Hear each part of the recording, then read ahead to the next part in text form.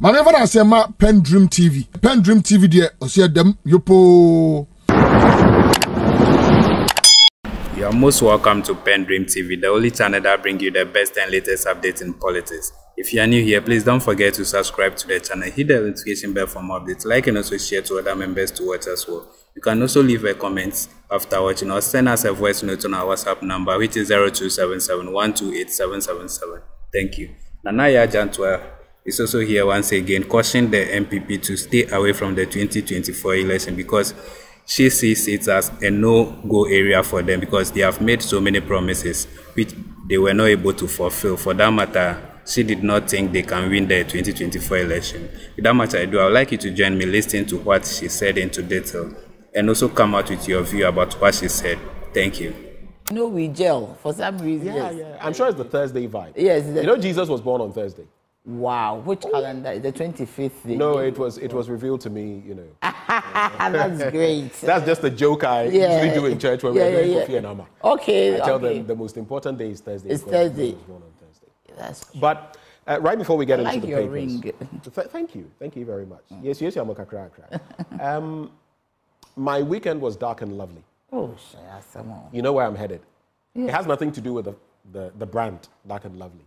It was dark at certain times. From Saturday to Sunday, what they did to us was, and I slept in darkness from... Which area is this? I don't like for security reasons. Yes. But give me broad. I mean, it's not... It's good. Oh, it's here in Accra. Yeah. It's here in Accra. And the heat and the torment. I woke up Sunday morning. I had to go to a friend's father's Thanksgiving. In fact, I spent my entire day there. I woke up with a splitting headache. You would? It was as though someone had a banjo in my head and was hitting it. It was terrible. Later that day, some portion of the neighborhood went off again. Traffic lights were not functioning. It was making matters very bad. And this event I attended was in Akwiteman. Mm-hmm. I saw a scene that really leapt at me. It made me sad. That neighborhood also had a power outage where we're doing, you know, after the Thanksgiving mass or service, you go somewhere. Where we were, I saw this woman with her baby. That baby can't be more than a few months old. She was sitting across a gutter. You see, her back against a certain wall, her legs over the gutter, and she had her baby. And you know, the infants, they can't take heat. Yeah, they can't take heat. And the baby was crying.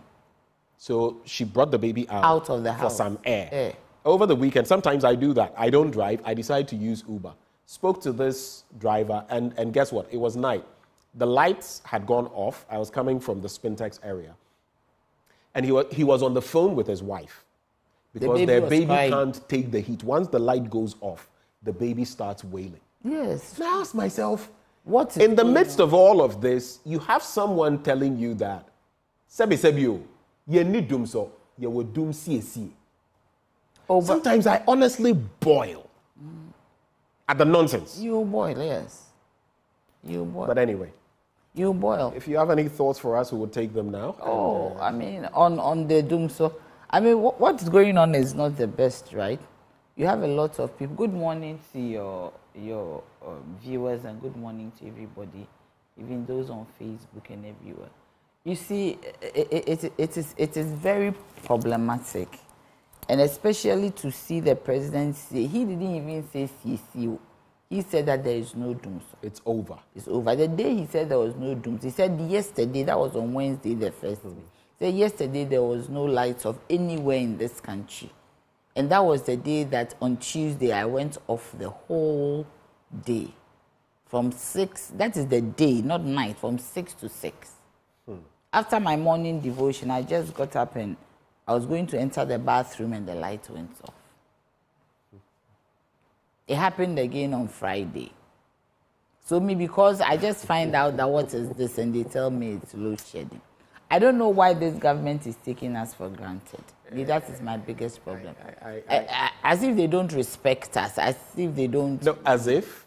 Yeah, I in mean, other countries where leaders respect citizens, yes, they try not to lie to them. It's not that they are perfect, yes, but especially where, for example, the president said Accra will be the cleanest city in Africa. How many years on? That's about 7.5 years. 7 years, 6 months. Accra is much dirtier today. It is very dirty. So when state, and the problem is just apologize. You see, or just say something. Say something that I was overwhelmed. I mean, and they leave it as it is. It's not only Accra. Go to places in Ghana where there was no dirt on the streets. Go to Tamale. Before Tamale was clean. You still have these rubbers all over the place. Go to Kumasi, Ashanti region, go to Takrade. I mean, all these places were not the center. But now, they are so unclean, it is amazing. It is just that God has been good to us, that we haven't had any health epidemic. Do you get me? Yeah. Because it is so bad that we are not having children getting dysentery and all that. It is very, very bad. Very bad. And I don't know what the government is doing about it. I don't even know why we bring them to power to come and misbehave in our faces. Because without us, they will not get the nod. But immediately they sit on the seat, they don't even care about us. And it is sad. For me, it makes me sad. Yesterday, I was going somewhere and I saw people on the streets of Accra. And I told myself that, why are we making life very difficult for our people? Why? Because the resources in this nation is adequate, good enough to look after everybody. Why is it that a few people and their family members want to just amass wealth? And what is even annoying is that before they come to power, they don't have anything.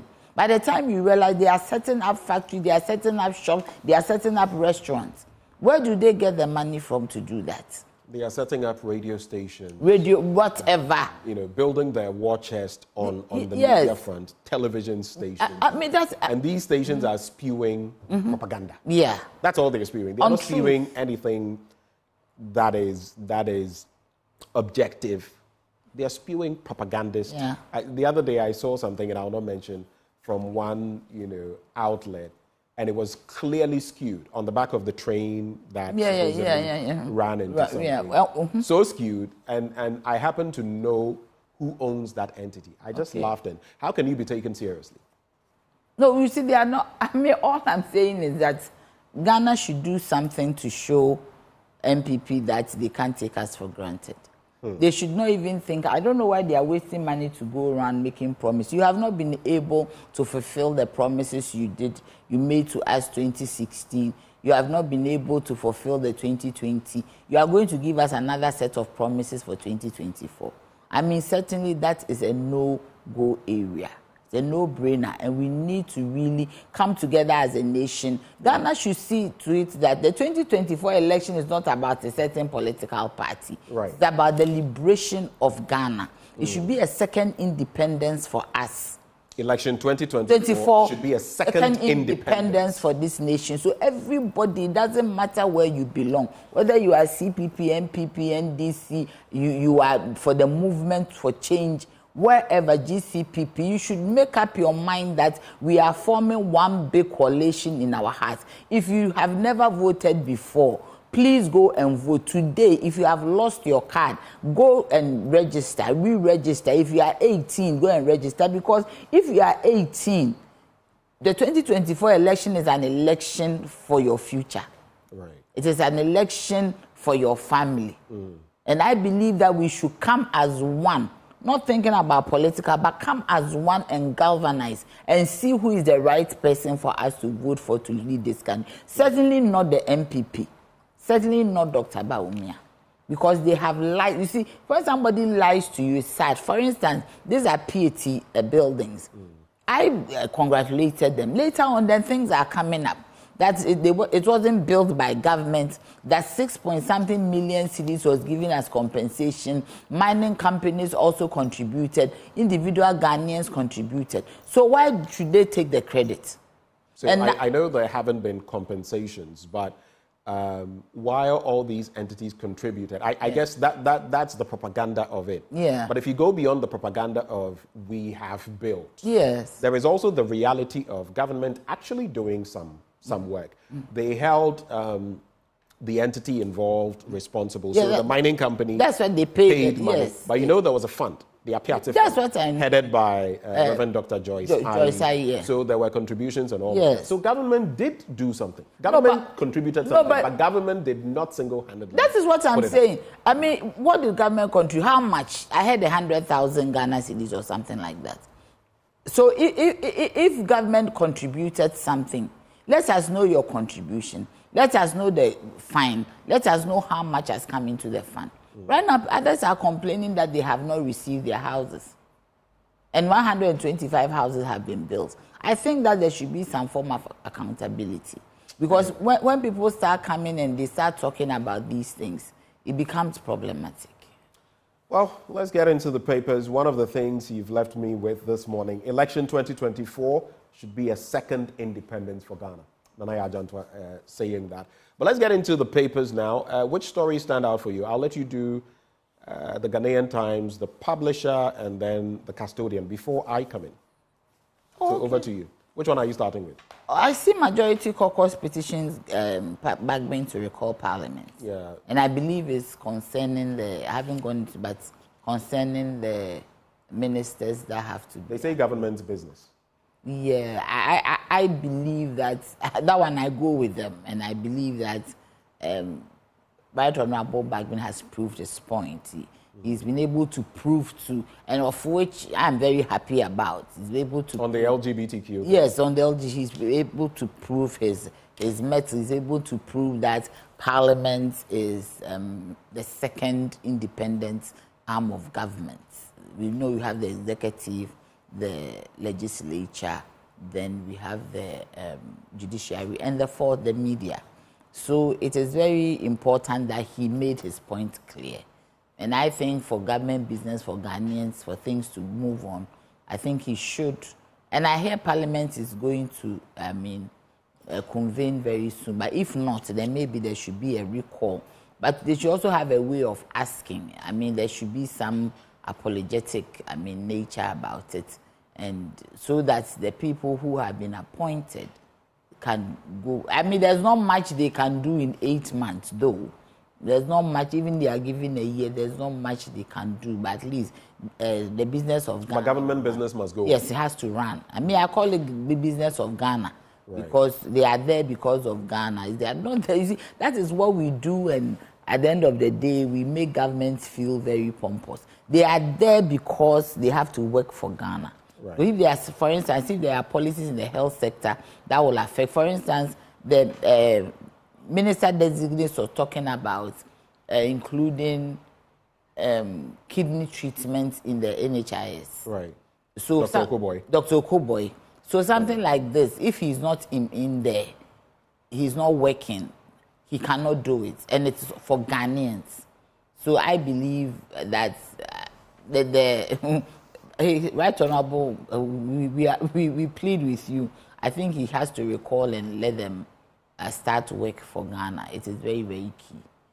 Right. Whatever it is, I go with that call that, yes, it should. Because he is not the one going to approve them, the team, the House. So whatever it is, the House will decide. So I believe he has to do so. But the president and everybody should know their position. Then we have to also look at the Constitution. Because if the legislature is not detached from the executive, this is what will happen. I think the time has come for us to look at a constitutional review.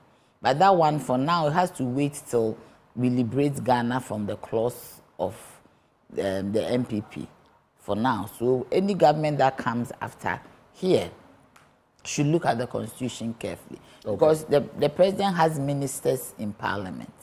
So sometimes, erroneously, the president thinks he controls Parliament. Do you get me? But if it is, you just detach executive from Parliament, then you make Parliament strong.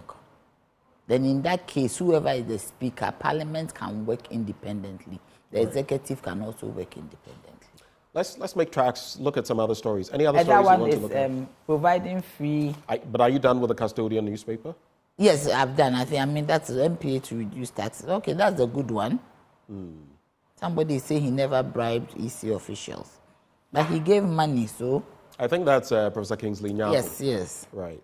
I mean, a very fine man, no. I don't know why He's someone very close to me, and I felt a bit rather sad at that. Yes, yes. Because yes, the optics of it would come across in a very bad way. I felt sorry that that had happened, but it had happened. It had happened because he is I mean, anyway, that's how we see him. So he's. But speaking of which, since you've taken that headline, what do you think about what happened? He's been invited by the police. Some say the OSPs should step into the matter and all that. Do you think we are making a mountain out of a molehill? No, we are. Or do you feel these must be addressed to the letter? Some say in other jurisdictions, maybe he would have resigned or something by now. But that could also be a stretch of it. What do you think? Briefly on that. So we I mean, I think that let's put our relationship with him aside. Knowing his pedigree as a lecturer. An academic. He shouldn't have done that. He shouldn't have. Yes. But maybe he was also under some pressure to do it. The other side of it is that it's also clear that he doesn't know how to do it. What, he needs lessons in doing it? Hey, sir. Yeah, because he did it openly with like the way they do it. We've never seen it. Do you get me? When they are doing it, we speculate and we allege. We've never seen it being done. But this one, he did it openly. Do you understand? Well. So it is unfortunate he is the one. But because he's not with, like, I think they gave everybody roles. That's what I'm seeing. Because why should he go to only 2 people? They gave them roles and jurisdictions. But Richard Ahiagba, and we must move on, but Richard Ahiagba was here over the weekend on Newsfile, vehemently saying this was not NPP. It wasn't planned by the party. It was an individual who went out and did something. And unfortunately, he actually said that it's not something he would do. So speaking for the party, he said it wasn't. But what do you expect him to say? I'm just telling you. What do you expect Richard to say? I'm just telling you what he said. No, but Richard can't say anything else. I've been the communication director for the party. What do you expect Richard to say? Yes, he's defending blindly. He's defending blindly. Yes, you expect Richard to come and say that it's bad. So now you see he's in trouble. They are trying to give him up. That is not about the party. Who was he doing it for? He wasn't standing an election. What was he even doing there? He's not standing an election. The election, if any group of people are having to support the candidate, it is the party. And you are a member of parliament.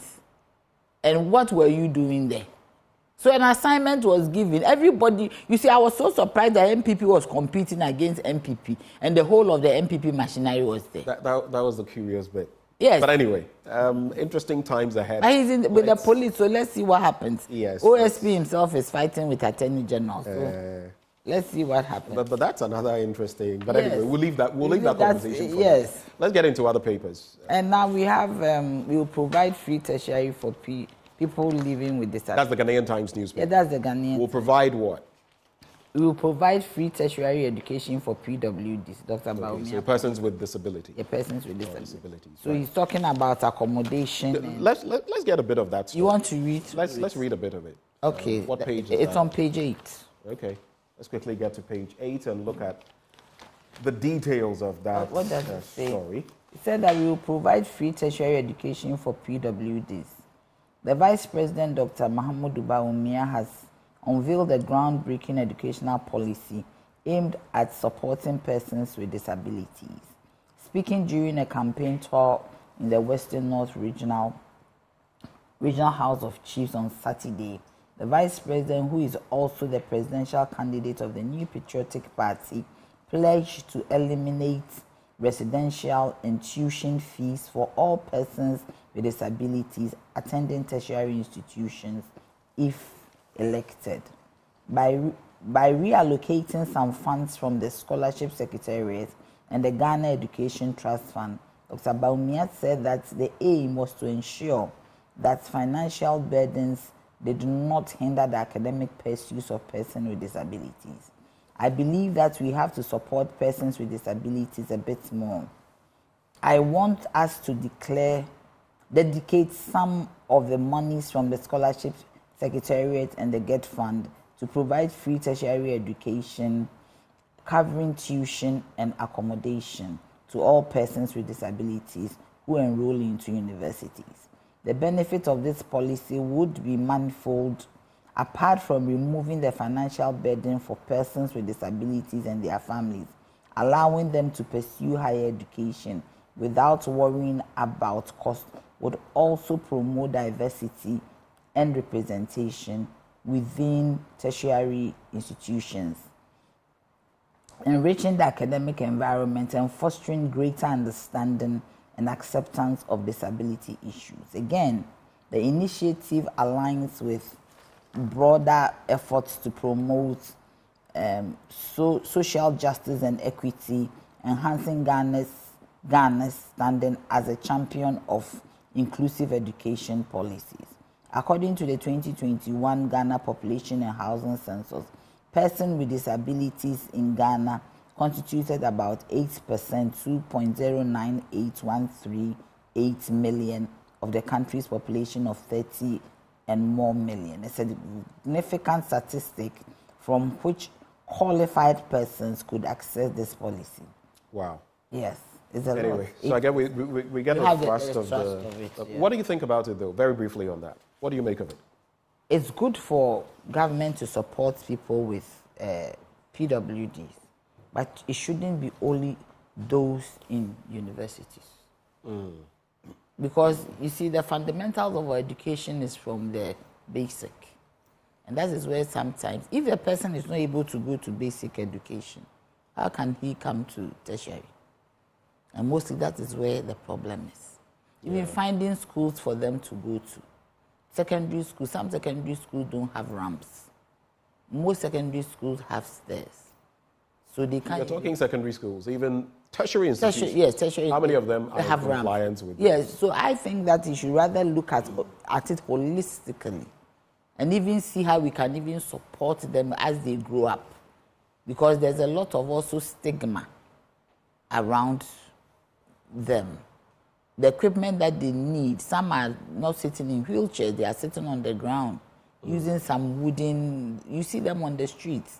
So I think that if the vice president really means business, right, and he really wants to help, and he should not, you see, that is why I have a problem with His Excellency Dr. Mahmoud Bawumia. You are in government, you're a vice president. These are some of the things that you can initiate policy right now. Why do you wait till you are voted into power? It means you are not telling us. But he says he's the driver's mate, and the president says the buck stops with him. If the buck stops, then we don't need a vice presidential candidate. We don't need a vice president. If that is what the vice president... But the Constitution guarantees that. But if the Constitution guarantees it, it means you have influence. You are number two. So if this is what it is, the buck stops with the president, but you can also initiate it and speak to the president. You have access to the parliament. You have access to the ministers. You have access to the president. Is he telling us that if he is not a strong vice president, then he cannot be a strong leader for us? If he's not a strong vice president, then he cannot be a strong... Can't be a leader for us. Yes, a strong leader for us. Because anyway, you need to be a strong vice president and deal with all the issues around you, the stereotypes around you, for you to break through to help. But you know, some would say that there are some who have said that this is the strongest, the most active vice president we have had in the Fourth Republic. So would there are two different things. Maybe now he is saying that he's not active. That's what we thought. So it means that it was superficial. That whenever he deemed it right to come and have some talk or some conference, and you address it, and that is it. He is telling us he's not active. Anyway, let me just do this before we get into other papers. You know, as usual, when you're hosting a show like this that is incisive, biting, cutting, you would have some from the other side, a.k.a. foot soldiers. Foot soldiers, sending in some, I'm not saying that all of them are, but a lot of them, what they don't know is when they shoot these messages laden with bad grammar sometimes. And I'm going to be a bit abrasive this week. I check them out on Facebook. You just need to look at their timeline and you see where they are coming from. Some of them are attacking you, some of them are attacking me. apparently we have to turn a blind eye to everything that is happening. Why should and they pretend attack? everything is correct? So I have a message for those of you who sending these kinds of messages. Unfortunately for you, I'm going to keep doing this, inshallah, by God's grace. And I'll keep saying what I said back then. When the erstwhile administration was in power and I was bashing them, oh, that one was all fair game. Yeah. But when I speak against the current ills, oh, that one is wrong. And that's my message for you this morning. I'll be here smiling, and you can stew in your pain. So other stories, the new You see, Finder my dear, newspaper. let me just come here just a second. Why should you be angry when you are being criticized? Because there's a word even in our Kan language. We say that the old trust synonyms and the The person carving the road doesn't know that as he's carving, the back of the road is crooked. You need somebody who is following you to tell you that it is crooked. Right. So you come back and you correct it. But if you start insulting and you don't see what the issue is, it means you don't love Ghana. But guess where they are learning that from? The leaders. Yeah, that is it. Because So from the top, it's people are coming down. insulting. Yes. So what can you expect from those at the bottom, some of whom earn their daily bread because they don't have any work. That is so the point. Because every so morning if you earn your daily bread like that, right? I always tell myself that if God grants me one day, I don't know, become the president of this nation, people should work. So if they are handing down money to you and they are not giving you work to do, they are not teaching you how to fish. They are teaching you how to. They are just giving you fish. They eat how to eat fish, and eating fish it will get finished. Anyway, okay. We have limited time, so let me just quickly do this. The New Finder newspaper, it talks about some of the stories you've looked at. Baumia on PWD's Otumfor receiving stamps. We brought you that story earlier today. And Minister-designate attributes improved press freedom ranking to media support programs. But interestingly, if you look at all the parameters that were used, about 5 of them... For press freedom. For press freedom. We've actually slipped. Yeah. It's only one, security, that we made some gains in. All the others, we have slipped, whether marginally or largely in. So you ask yourself then... that we are looking I have them... maybe one or because of time, yeah. But let me just take a look at this. I'll get it for you so that you get to see. So here we go. This is actually it. So the parameters are political, economic, legislative, social, and security, right? When you look at political, we slipped 2023, it was 61.88. 2024 is 59.5. Wow. Economic 47.94 in 2023. 2024 is 47.92. Legislative 79.62, now is 74.41. And social 79.98, now is 73.41. Only security-wise did we move from 61.25 to 82.94. So actually we worsened in 4 and increased in 1. Okay. That's the issue. The Daily Guide newspaper, again, about Otumfor stamp unveiled. OSP cleared Cecilia Dapa, not AG. That's according to Godfrey Abuadame. I heard a representative of the OSP speak on Newsfile with Samson Lade Anyanini, and they said, listen, we did what we had to, and this whole directive, even based on some reports and other surrounding matters, IOCO shouldn't even have been asking whether they should go ahead. They should have gone ahead with investigations. And so this call is not the right one, but we are where we are. Anti-graft campaigners are up in arms, but I guess it is what it is. December polls will be peaceful. Nana Akufo-Addo says so. But I also worry when he says this, but at the same time he says the only one who can replace me or will be replacing me is my vice president. So then, putting 2 and 2 together, I don't know what that really means he doesn't or decide suggests. who replaces him. Pardon me? I say he doesn't decide who replaces him. Well, I guess the Ghanaians will have to do that. Yeah. Those are the stories I have. Any final thoughts for us before you take leave of us? I mean, all I'm going to say is that I think that Ghanaians have been shortchanged for a very long time. And it is time for us to ask for accountability, real accountability from our leaders. And also, I believe that we should have an evaluation and monitoring committee which is not political to assess our leaders. So we give you 2 years of the 4 years. And there will be an assessment with certain parameters. We give you some indicators that you follow by. Then after 2 years, we'd really assess the government, because I think governments do whatever they like. But the president, should stop talking. The president should stop talking? Yes, I think it's Why? Time. No, but anytime he says something, no, if I say stop talking, it's not like we are gagging him, but he should be measured in some of the things that he says. Okay. And it is very important if he wants us to have peace in this nation, I think he should be measured in some. Now he's the president of Ghana. He's not a foot soldier, so he should be measured in some of the things that he says. Okay. Thank you very much foot soldiers. For your thoughts this morning. Nanaya Jantuah, before we go, just quickly celebrate. Thank you for staying tuned. PENDREAM TV really appreciate your time. Please, if you have not yet subscribed as a new member, please do so for us. Hit the notification bell, like, and also share to other members to watch as well. Thank you. PENDREAM TV. Now, so far so good. Say open online portal e Ghana. Nipa share, nipa follow, nipa comment here.